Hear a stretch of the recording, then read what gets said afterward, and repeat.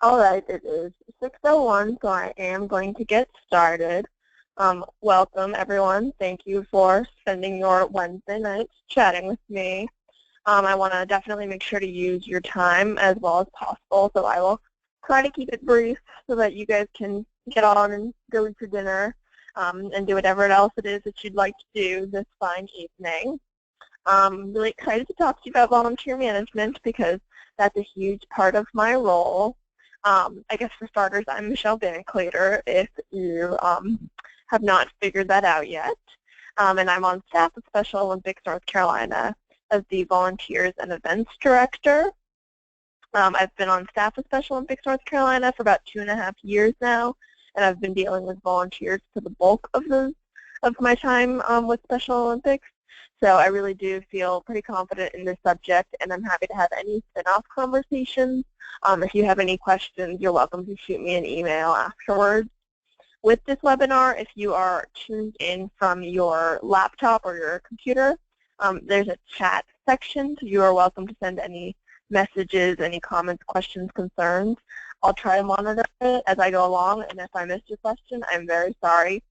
You are welcome to shoot me an email later, and we can touch base tomorrow or Friday. So we are all here to talk about volunteer management, which I've sort of jumped off into volunteer recruitment, volunteer training, and then keeping these volunteers and using them effectively. So with volunteer recruitment, that's usually the thing that people have the most questions about. It seems overwhelming. Where am I going to find all these people? How am I going to find all of the volunteers that I need for spring games or whatever other events that you are planning? I know every time that I start thinking about summer games, I start to get nervous about how I'm going to get the over 1,000 volunteers that we use for summer games and all the management volunteers that we use as well. So I really encourage everybody to take a step back when they start thinking about volunteer recruitment to really ask who you need and what they're going to do. I think we all have a bad habit of just assuming we need all the volunteers we can get when often that's not the case. So I just encourage you to look at the sport you're using, look at the venue you're using, and really consider how many volunteers you need for the sport and for the location you're using. I think the first step would be figuring out what jobs you have that need to get done, and then how many of each volunteer for those jobs you need. So for example, for some of our bigger events, like summer games, where we have really, really busy venues that are open to the public, like, let me think, like St. Augustine's University, which is where we had our athletics competition this past year. We really have to look at what our security needs are because the facility is technically open to the public. So for us, the state office, we need to look at the facility and look at all the different areas that we need to have access control volunteers. But if you are doing an event in a closed campus, you might not need as many security volunteers. So it depends on what the location you're using, and it also depends on the sport that you have going on. Obviously, you're going to need some timers if it's an aquatics meet, but you might not need many escorts if it's a softball tournament and the teams sort of travel in a pack together. So you really just have to consider what event it is that you're putting on and what the specific needs are for your event. I encourage you to work with your management team on what volunteers they could use to help them. And then you can also look at what volunteers you can use to help you plan the event. So that brings me to your venue team. I'm sure if you've attended any Special Olympics training that our office has put on, you have heard us preaching about the games management team, which is also a big term for the venue team. The games management team, for us and companies, all of our different venue teams, since we have lots of venues happening at once during some of our competitions, but for something like spring games where it's just one particular location or venue, you really just need to look at one venue team. So the venue team is made up of different players. You have a venue manager. That's the kind of person that's really that's good at communicating with people and good at seeing the big picture. And that person is in charge of monitoring all the other members of your venue team and making sure that they are doing their jobs. Make sure they have all of the materials they need to get the job done, and they're just the big picture person that's there to oversee the entire day and make sure that everybody has what they need. That can also sometimes be combined with your logistics manager, depending on the size of your event. If you don't combine it, the logistics manager is the person that oversees the equipment, lunches if you're serving them, all of the stuff and all the logistics that go into your event. Then we have competition managers. That is obviously the person that's in charge of the competition. They are the ones that can answer any questions that coaches have, any protests at our competition. They handle protests and any issues we have with coaches or family members that are not happy with their results. So those are obviously the sports people, the people that really, really understand the sport that you are putting on, as well as the modifications and the rules that that we use. Then we have information services managers. This one can be combined with volunteer managers depending on what kind of, how big your event is and what you really have for them to do. Information services managers are your information people. When someone arrives to your venue and they're a spectator and they have no clue what's going on, this person can give them information about Special Olympics, about what your event is, about what's going on. They can also help address any questions family members have or volunteers have, even if it is just being able to tell people where the closest Starbucks is or what time competition should be over, those kind of things. It's just a nice customer service piece if you can have somebody that's designated as your information person. That person obviously needs to be very clearly marked so that people know that this is the person to approach when you have questions. So for us, we usually have a sign that says like information or competition information, and we have that sign put out in front of whatever tent the information services person is at. Then you have your volunteer managers, and those are the people that are obviously in charge of all those volunteers that you have coming to this event. These are your people. They like being around people. They help facilitate the volunteer check-in process. They help monitor your volunteers throughout the day.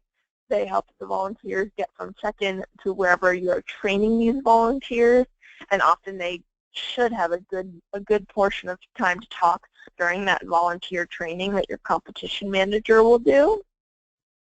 And the volunteer managers are really the ones that just keep an eye on your volunteers all day.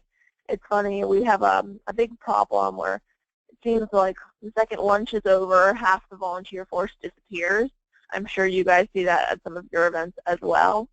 So what we have found to be extremely helpful in volunteer retention throughout the day is having volunteer managers sort of do rounds right after lunch, right before lunch, that afternoon time, and just talk to the volunteers, make sure that they're having a good experience, see if they need to be rotated into a different volunteer role, and ensure that they're planning on staying for the entire duration of the event. It's worked out pretty well for us that people have no problem sneaking off and leaving early if nobody has talked to them. But once a volunteer manager has approached them and really asked them if they can stay through the end of the day until cleanup, they now feel personally like they need to, that they owe it to somebody to stay. So that I've found volunteer managers to be extremely useful in handling some of those really common volunteer issues we have. They can also be really helpful in helping to rotate volunteers, so you don't have one person doing the same thing all day long, because that can get very, very tiring, and that can be very tedious, and sometimes the role can honestly be very boring. So if you want to keep volunteers engaged, rotating them from one role to another could be a really good change for them, and gives the volunteer manager something to do after the volunteers have all checked in and been assigned to roles. So next we have the awards managers. This works in conjunction with however you are collecting your results. For us at the state office, we have an administration manager, or we also call them a results coordinator. And that's because we get all the results and we input them into GMS on site, and then reports are printed out from GMS saying which place each athlete or team gets. I know that not all local coordinators use spring games, so it's however you coordinate your results and get the results and get to that first place, second place, and so on. That person would work closely with the awards managers, because the awards managers are obviously the ones in charge of presenting awards. It's, in my experience, it's best to get one person that's sort of in charge of their group, and their group is the awards team, and the awards manager is just the one head honcho that you can share all the information with beforehand. They're the one that will sort of oversee the flow of when the athletes go through the different stages of competition up to awards, and they're the ones that are going to be able to drive their team and lead the awards presentations. It's a big honor to be presenting awards to our athletes, and people really, really love it. So I encourage you to look at really, really good volunteer groups to fill that. I know we use a lot of Civitan groups and a lot of Knights of Columbus groups, since they are such big sponsors and big supporters of Special Olympics. It's a nice way for us to honor them. But definitely look at your local community and who you can use, who would want this honor, and you can really sell it to them, because it's a cool experience. It's also a great opportunity to bring in any kind of local celebrity that you have to help present awards. If you have any beauty pageant queens or folks in local government, or famous athletes, or just anybody who's very, very well liked and well respected by our athletes, it's a cool opportunity to give them a chance to do some guest presentations of awards. We usually get a really good response when we have beauty queens giving awards out. So one of your first steps in planning out your spring games and looking at your volunteers is coming up with who is going to do all of these different roles. It should absolutely not be you doing all of these different roles. While we know you guys are all very capable and you could do all of these roles, there's just no reason to burn yourself out like that. You end up becoming a one-man show at spring games, and it doesn't need to be like that. There are plenty of people who'd be interested in helping you. It's just a matter of defining the roles and asking them to be in those roles. So the next group of people that you have to recruit for your event are what I like to call your warm body volunteers. This is just when you need the masses of people. These are your warm body volunteers. They don't need much prior experience. They don't need too much prior training, although it always is good if you can train them. But these are just your masses of people. These are the ones that are going to help as timers. These are the ones that are going to help as escorts. These volunteers can help you serving lunches. They can help with setup. They can help with cleanup. This is typically what intimidates people the most, because there are huge quantities, especially with some of these spring games. I've seen some local coordinators have like 300, 400 volunteers, which is truly incredible. So it's a lot of people to manage. To recruit them, I suggest looking at schools, Unified Champion schools that are in your neighborhood, whatever venue you're using for your spring games. If it is a school, you can see if some of that student body wants to help, reaching out to civic groups, Rotary clubs, Knights of Columbus groups, Civitan groups. There's a whole bunch of different ways you can reach out to people in your community to fill these warm body volunteer roles. I suggest not telling them that you call them warm body volunteer roles, and just simply calling them timers or escorts or whatever it is that they are actually going to be doing. So the next tier of volunteer recruitment are those skilled volunteers and the targeting recruitment that you have to do to get them. So softball, for example, is an extremely skill-specific sport where to keep score for softball, you need to have played softball or have been trained pretty thoroughly in softball scorekeeping. Tennis is the same way. It's complicated. It's not as straightforward as soccer, where it's just 1 point or 2 points or whatever. So that's when we have to look at very, skilled volunteers, and we have to recruit people that have that particular skill set.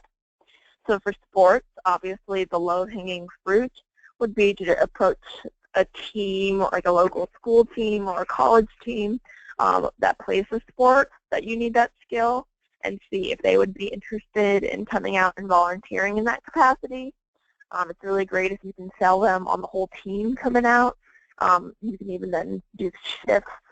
You don't have people scorekeeping all day long, but they can sort of rotate themselves in and out, helping with scorekeeping or whatever it is. Power teams, which is what we call the setup and cleanup team. Not anybody can do that. I wouldn't suggest having a bunch of little kids helping you with setup and cleanup, because it can be somewhat labor intensive, and you can find that it is more harm than good when you've got a bunch of kids running around all over the place and you really need to set up a bocce court.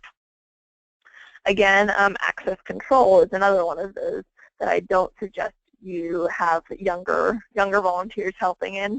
Access control is the fancy name that we use for security volunteers.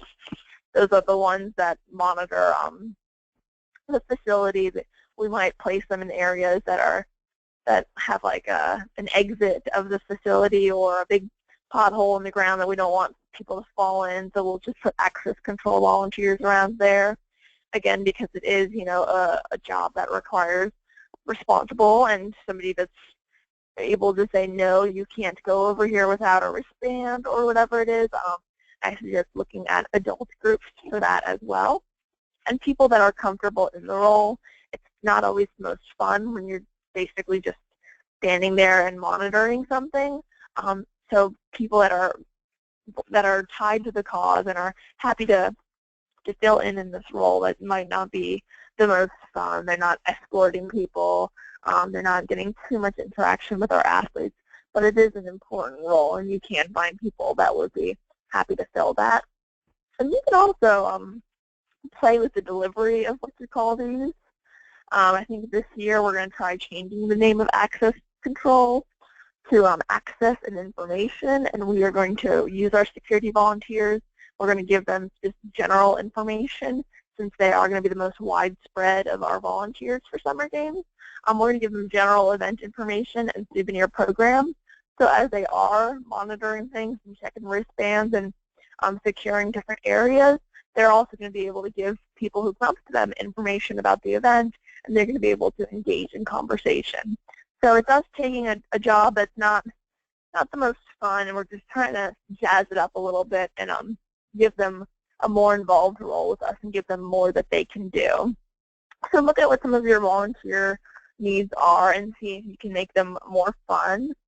See if you can rotate people, like maybe half the day a volunteer is helping in access control, and then the other half they get to be an athlete escort or something like that. Just anything you can do to make these roles really fun and meaningful for your volunteers. That's how you're going to keep volunteers and have them come back year after year. So again, just to touch on some of the ideas of where you can recruit volunteers. You can use social media. I've seen a lot of really good stuff happen on Facebook, even on Twitter. There's a ton of social media groups that are geared towards volunteers, looking for volunteer opportunities. There's one site called meetup.com, where it is just groups of people in particular geographic areas that have a common interest. So you can always find a volunteer group there, or even a pickup sports group there that might want to come out and share their sports-specific knowledge. Look at civic groups around you, school groups, the colleges. We have Unified Champion schools all over the state. So if you have one in your area, I really, really recommend trying to make a connection there. And we are happy to help you do that. If you reach out to me via email, I can help connect you with our contacts there. So that we have these great relationships already built. It would be great to use them. church groups, Civitan groups, Knights of Columbus groups, all the groups that have come out and supported us in the past. Those are great, great groups to reach out to for these kind of events. Colleges also are another really big one because you get the more responsible people. If you can get an ask put out through a professor and maybe offer either have the professor give extra credit or make it mandatory somehow, as much as you can get support from the school, the students are much more likely to come out, which is really good. And once you have them, since these are the future leaders, these are the people you want to get involved at a younger age so that they're involved with our movement for the rest of their lives. And if you're looking on your computer, I just have a couple volunteer recruitment websites on this screen. And if you have called in, I'm happy to share some of the stuff with you electronically. I'm also recording this webinar, so it will be on the resources page of our website, so you can watch it over and over again, because I know you all are going to want to relive this webinar with me over and over.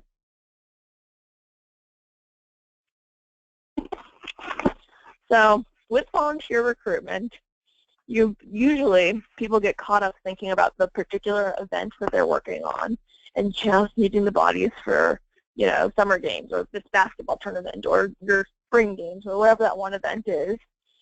One thing that we should all, self-included, get better about doing is really thinking big picture. How are we going to take these volunteers who are going to help at this one event and transition them into your coaches and your games management team and folks that are going to be fundraising for you or sponsors? Every person that comes out has, a small network of people they know, so if you can tap into their network, think of all the possibilities. So I encourage you, when you're looking at volunteer recruitment for these spring games and other events, to think more big picture, not how you can get enough volunteers for just this one day, but how you can get new volunteers for this day and keep them in an ongoing role with your program. And how are you going to do that? How are you going to make sure it's a good volunteer experience? That sort of leads into the training and recognition piece. Ashley Anderson out of Gaston County reached out to me saying that she struggled with the volunteer training, and I totally agree. It's an art, not a science. There's not one correct way that a volunteer training needs to get done. There are definitely many ways that you can approach volunteer training. So I'll touch on a couple things to consider when you do figure out your volunteer training plan. It's important to do a volunteer training so that, one, volunteers know what's going on and they don't actually get in the way of competition or make your event harder on you. It's important that they know what's going on. It's important that they feel needed, that their role makes them feel important and they understand how their role fits into the flow of the day. And it's important that they're able to help other volunteers who have questions. So it's a really important thing, and it's also something that's way too easy for us to skip because it's usually done first thing in the morning, and we have a million other things to do, and we don't have anybody who can help train all these volunteers, so we just tell them to go over there and help time, and they don't really know what they're doing, and that's just going to create problems for us later in the day. So there's a couple different approaches to doing training. For your management team, you should be doing training in GMT meetings or venue meetings with your management team throughout the planning process. That should ideally have started probably about January, February. You get your team together and you start to talk about your spring games. And you guys should come up with a schedule that works for you all for when you're going to have these trainings together, these meetings and trainings. I've seen it done once a month leading up to spring games. It can be biweekly. It doesn't have to be in person. You can do a phone call. You can schedule meetings with them one-on-one. You can do group meetings. There's a bunch of different ways that you can get your meetings in with your management team, but it is important that you're getting them so that they know all of the information so that they can run the event for you when there's a million things going on during your spring games. For all your warm body volunteers and your skill specific volunteers, you can look at doing a training the morning of the event. First thing, have your volunteers come early and have your competition manager or your venue manager train them. You can do an early training session, like schedule a couple days before to schedule a training session and invite all your volunteers to come to that. My personal favorite is doing a group training session. If you know you have a group coming from Hickory Ridge High School, or you have a group coming from a local college or something, reach out to whoever your group lead is and see if you can come talk to their class during their class time, or come talk to their team during their practice time. Make it convenient for them, or you can have somebody go and train them right then and there so they already know what to expect a couple days early. And I have found that usually they're very receptive to that training because they feel like it's, giving them the leg up, and all of a sudden they're so special that you're coming out to train them. So that's a really cool thing to do. I do suggest trying to train early. It just makes your day easier the morning of. You should absolutely always have a training the morning of, but if you've already trained most of your volunteers prior, that's just a refresher. So that can really help. Hearing the information twice can help people actually know what they're doing at the event, which is good, because I think we've all had that experience where we have trained all these volunteers during the morning of the event, and then we say, okay, go, and then like herding cats, they are doing all the wrong things. So as much as we can give this information to them more than once, the more likely they are to actually understand and to do what we're asking of them. So maybe doing an early training for your volunteers, incentivize it, order a couple pizzas and offer free food when they come to this training, give out any swag you have at this training. I do not suggest giving out volunteer t-shirts at an advanced training, because I have heard of many poor folks who've done that before, and then once all these volunteers got their t-shirts, they never showed up at the event. So I do suggest giving out something free, even if it's food, at a prior training, but not volunteer t-shirts. You have to hold those hostage until the day of your event. Make sure, if you are doing a training the day of your event, make sure your volunteer reporting time reflects that. It's really easy for us to say, oh, well, competition doesn't start until the buses all come in at 10:30, so let's just get the volunteers at 10. We got to think about volunteers all arriving, and some are going to be there early, and some are going to be there late, and some are going to get lost, and there's going to be a bunch of people in the parking lot, and then everyone's going to arrive at once, so there's a line at volunteer check-in, so it's going to take them a while to get through that, and it's going to take them a while to get their volunteer t-shirt. So it takes longer than you think.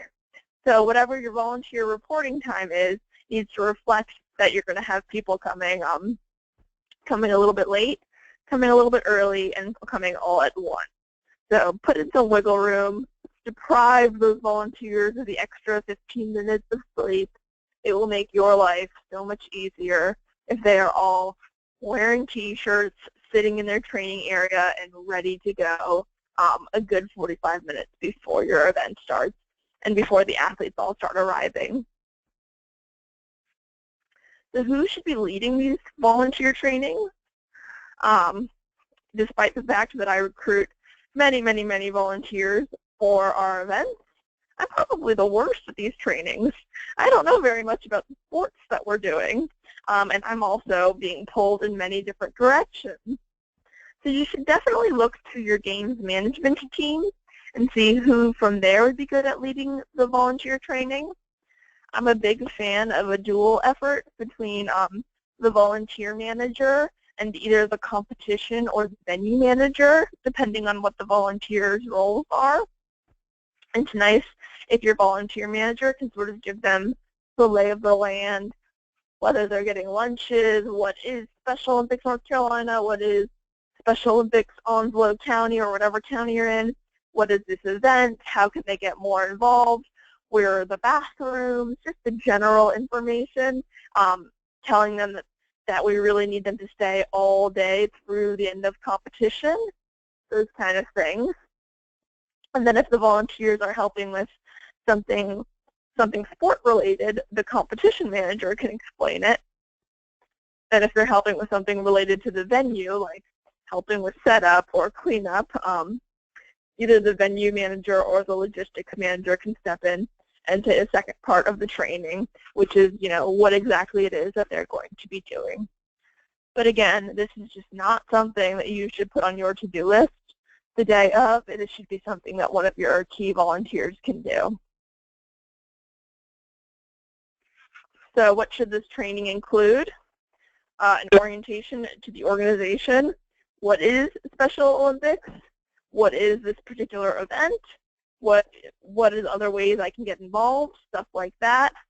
An introduction to the event, the flow of the day, what time you're going to have your developmental skills athletes competing, what time is specific events, what time the award starts, when does Olympic Town open, that kind of stuff.